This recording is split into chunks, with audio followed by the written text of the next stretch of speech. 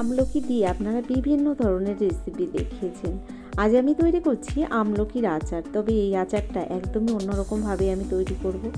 সম্পূর্ণ ভিডিওটি দেখার অনুরোধ রইল। আমলকির তো বহু গুণাগুণ রয়েছে, আপনারা জানেন। তো কিভাবে আমি এই আচারটি তৈরি করলাম, সঙ্গে থাকুন, দেখতে থাকুন, আশা করছি ভালো লাগবে।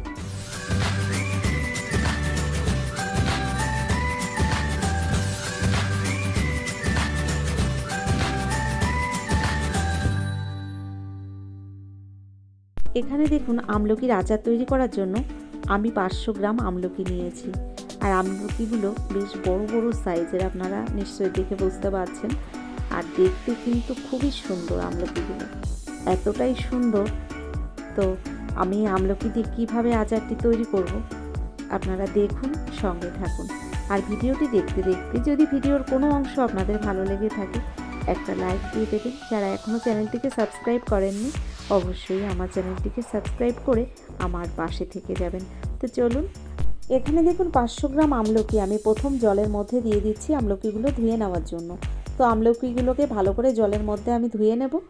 তারপর আমি এক এক করে আপনাদের দেখাবো কিভাবে আমি এই আচারটি তৈরি করলাম। তো আমলকিগুলো ধুয়ে আবার ফিরে এলাম।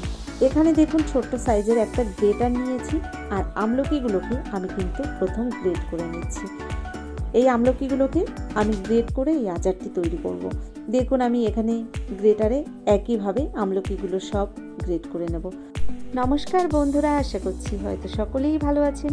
টিয়ার রান্নাঘর থেকে আমি তন্দ্রা আজ নিয়ে এলাম আমলকির আচারের রেসিপি। দেখতে থাকুন আমার সম্পূর্ণ ভিডিওটি, আশা করছি আপনাদের ভীষণ ভালো লাগবে। এখানে কিন্তু আমি আমলকিগুলো গ্রেট করে আচারটি তৈরি করব। তো এক এক করে আমি আমলকিগুলো সব দেখুন গ্রেট করে নিচ্ছি। আর এই যে আটিগুলো দেখছেন, আটিগুলো কিন্তু আমি ফেলে দেবো, এটা আর আচারের মধ্যে দেব না। তো এখানে আমি থালার মধ্যেই আটিগুলো এক এক করে সাজিয়ে রেখে দিচ্ছি, পরে ফেলে দেব। তো আপনারা তো অনেকভাবেই আমলকির আচার বাড়িতে তৈরি করে থাকেন। আমি কিভাবে তৈরি করলাম সেটাই আপনাদের দেখাবো। চলুন তাহলে দেখে নিন, আশা করছি ভালো লাগবে। এখানে আমলকিগুলো সব এক এক করে গ্রেট করে নিয়েছি। আর এই আটিগুলো আপনাদের একবার দেখিয়ে দিচ্ছি। আটিগুলো কিন্তু দেখতে বেশ দারুণই লাগছে। আমলকিগুলো দেখুন এখানে সব গ্রেট করে নেওয়ার পরে আমি কিন্তু এখানে বাকি উপকরণগুলোও এক এক করে গুছিয়ে নিয়েছি। আপনাদের দেখাচ্ছি, দেখুন এখানে 200 গ্রাম চিনি। আমি আগে থেকে চিনিটাকে কিন্তু গুঁড়ো করে নিয়েছি। আর এই আচার করার জন্য এই গুঁড়ো চিনিটারই দরকার আমার। আর নিয়েছি এখানে ননস্টিকের একটা কড়াই। কড়াইয়ের মধ্যে প্রথমেই দিয়ে দিচ্ছি দেখুন আমলকি। কিছুটা আমলকি আমি কড়াইয়ের মধ্যে দিয়ে দিলাম এর ওপরে 2 চামচ পরিমাণে গুঁড়ো চিনি। তো এক এক করে আমি একবার আমলকি, একবার গুঁড়ো চিনি, এভাবে পরপর লেয়ার বানিয়ে নেব। আপনারা দেখলেই বুঝতে পারবেন। আর আপনাদের এখানে একটা টিপস দিতে পারি, আপনারা আমলকির আচার, মোরব্বা যাই বানান না কেন, স্টিলের বাসন বা ননস্টিকের বাসনে আপনারা বানানোর চেষ্টা করবেন। অ্যালুমিনিয়াম বা লোহার বাসনে আপনারা কখনোই আমলকির আচার, মোরব্বা যাই বানান না কেন এটা বানাবেন না। লোহার বাসন বা অ্যালুমিনিয়ামের বাসনে আপনারা কিন্তু এই আমলকি যাই বানান না কেন সেটা কিন্তু দাগ হয়ে যায়। আর আমলকিও কিন্তু কালার চেঞ্জ হয়ে যায়। তো আপনারা সবসময় চেষ্টা করবেন স্টিলের বাসন বা ননস্টিকের বাসনেই চাটনি বা আচার, মোরব্বা যাই করেন না কেন সেটা এই বাসনেই করার চেষ্টা করবেন। দেখুন এখানে আমি স্টেপ বাই স্টেপ লেয়ারগুলো বানিয়ে নিয়েছি। এবার গ্যাসের ওপরে আমি এই কড়াইটাকে বসিয়ে দেব। তো এখানে দেখুন আমি পরপর লেয়ারগুলো বানিয়ে নেওয়ার পরে গ্যাসের ওপর কড়াইটা বসিয়ে দিলাম। গ্যাসটাকে অন করে ঢাকনা বন্ধ করে ঢেকে দিলাম 5 মিনিটের জন্য। আর গ্যাসের ফ্লেমটাকে মিডিয়াম ফ্লেমে রাখলাম। একদম লো টু মিডিয়াম ফ্লেমে রেখে আমি 5 মিনিট কিন্তু এভাবে ঢাকনা বন্ধ করে ঢেকে রেখেছি। আর আস্তে আস্তে আপনারা দেখুন ঢাকনার ভেতর থেকে দেখা যাচ্ছে চিনিটা কিন্তু গলে গেছে।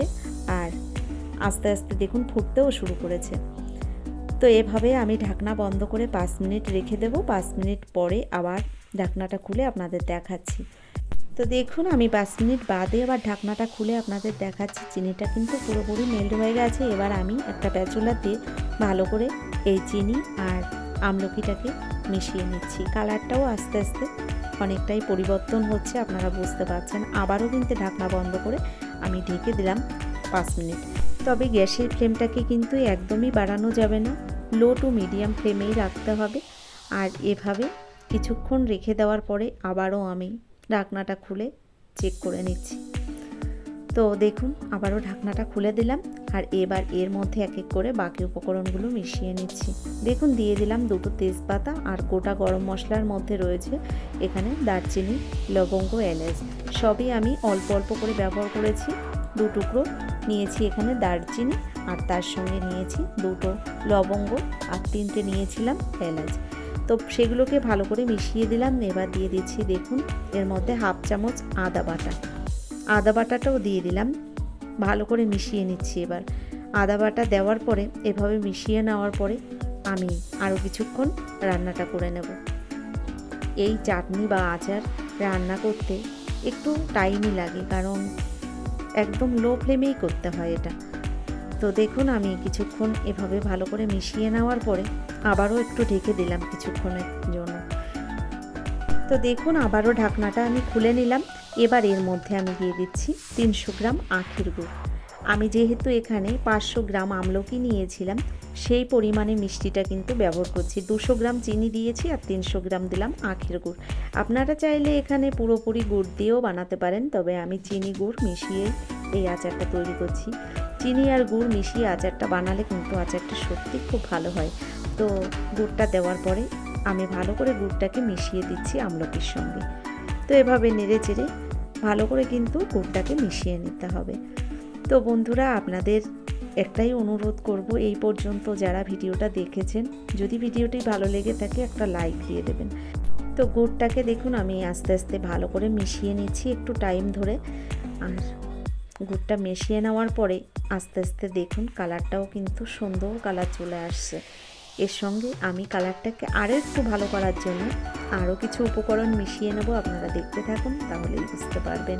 তো এখানে দেখুন গুড়টা দেওয়ার পরে কালারটা কিন্তু এমনিতেই সুন্দর এসেছে। তো কালারটাকে আমি আর একটু ভালো করে তোলার জন্য এখানে দিয়ে দেবো 1/2 চামচ পরিমাণে লাল লঙ্কার গুঁড়ো। এটা কিন্তু একদমই অপশনাল, আপনারা দিতেও পারেন, পছন্দ না হলে দেওয়ার একদমই দরকার নেই। এটা জাস্ট শুধু কালারের জন্যই আমি ব্যবহার করেছি। তো লঙ্কার গুঁড়োটাকে ভালো করে আমি মিশিয়ে নিচ্ছি এই আমলকির আচারের সঙ্গে। দেখুন কত সুন্দর লাগছে দেখতে।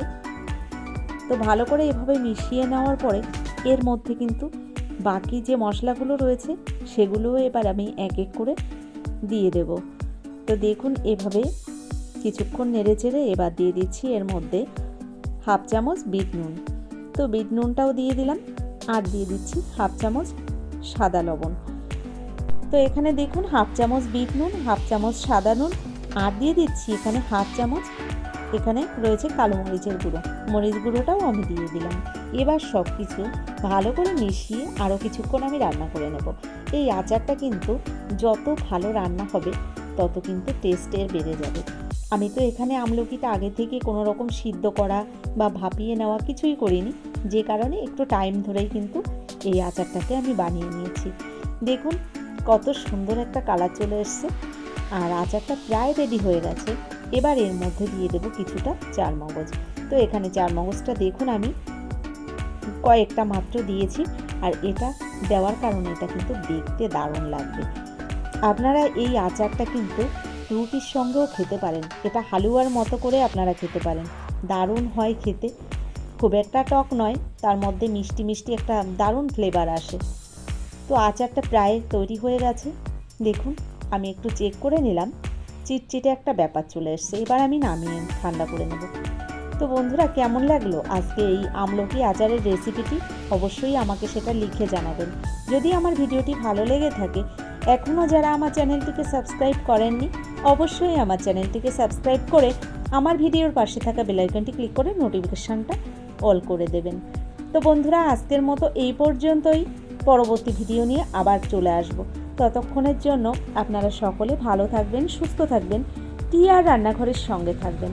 অসংখ্য ধন্যবাদ এতক্ষণ ধরে আমার ভিডিওটা দেখার জন্য।